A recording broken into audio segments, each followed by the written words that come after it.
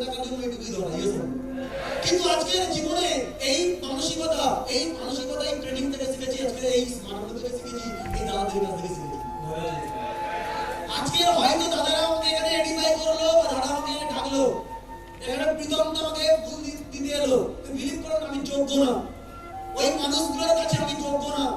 কারণ আজকে যদি বলা যায় আমি কে, আমি হলাম একটা মাটি, বাট ওই মাটি সবাই মারিয়ে চলে গেছে, জীবনে সবাই মারিয়ে চলে গেছে, কিন্তু ওই মাটিটাকে তুলে একটা আকার দিয়েছে এই মানুষগুলো।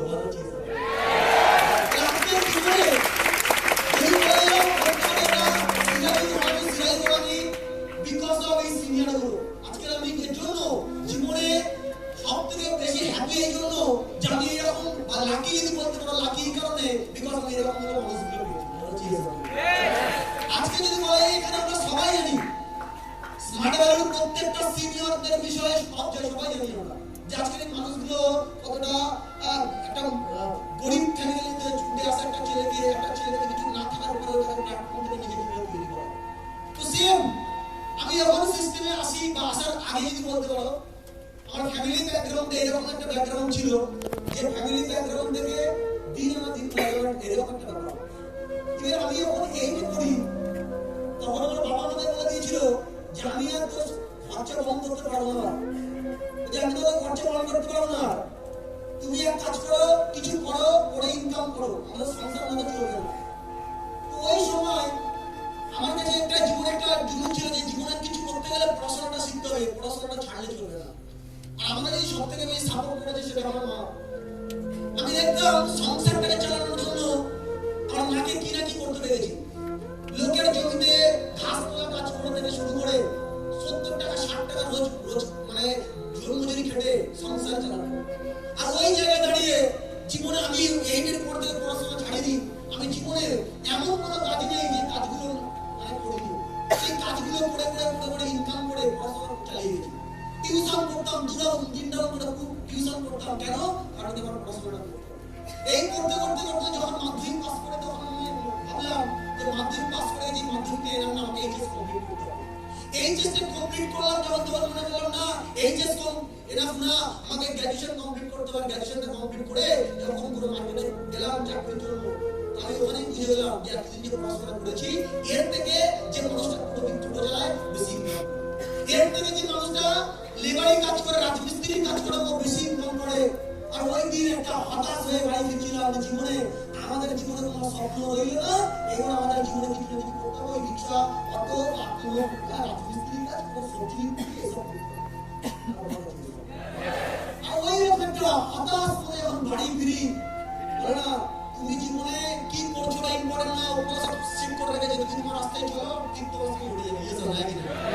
ওই সময় আমাকে দেখা হয় অসাধারণ একটা পার্সেন্ট আজকে মিস্টার প্রীতম সাধুর সঙ্গে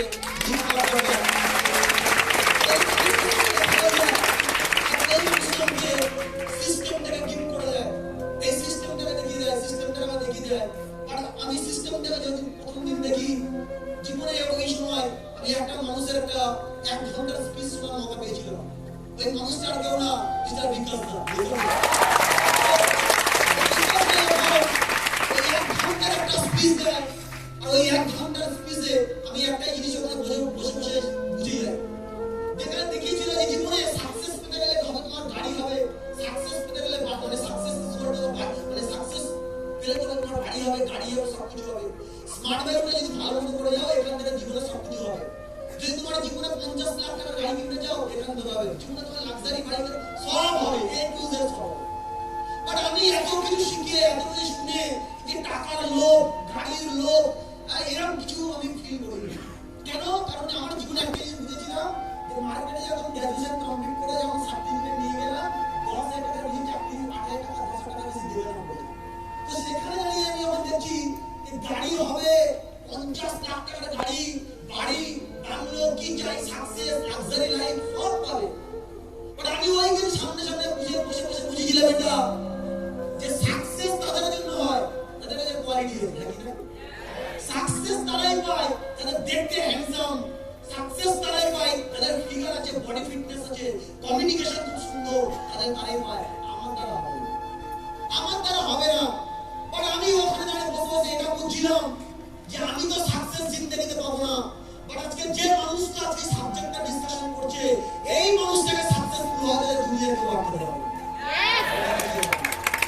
কিন্তু ওই যে ওখানে কথা বলছিলাম আজকে এই মানুষটা জীবনে সাকসেসফুল হবে গ্যারান্টেড, আর এই মানুষটার হাতটা যদি আমি ধরে থাকি ওই মানুষটা কোটিপতি হবে গ্যারান্টেড, আমি লাখপতি হয়ে যাবো।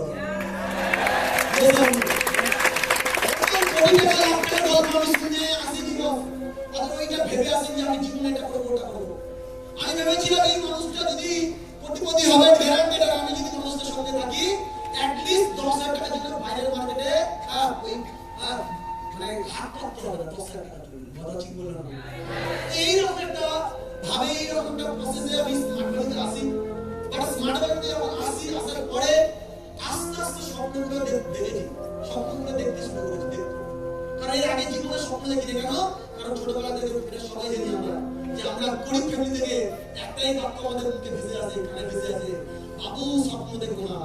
স্বপ্ন দেখলে অনেকে এটা বলে যে ছেঁড়া কাটা শুয়ে একটা স্বপ্ন দেখবো না, কেন স্বপ্ন দেখবো না? হ্যাঁ কি রে? আমরা অনেকে এরকম শুনতে যায় যে আমি তো আগামী বাড়ি যাই খবর শুনতে যাই না। হ্যাঁ কি রে? তো বিভিন্ন ভাবে মানুষদের ব্রেনে এই স্বপ্নটাকে মিশিয়ে দিয়েছে, স্বপ্নটাকে মিশিয়ে দিয়েছে। কিন্তু আমি এই ইন্ডাস্ট্রিতে প্রথম দিন জীবনে ওই মানুষটার বিকাশের কাছে শুনেছিলাম যে স্বপ্ন যদি পূরণ করতে হয়, স্বপ্ন যারা পূরণ করে তাই এর মতো স্বপ্ন দেখে। কেন? কারণ কি তাদের মনে একবার তৈরি হয় তার মনে দুবার।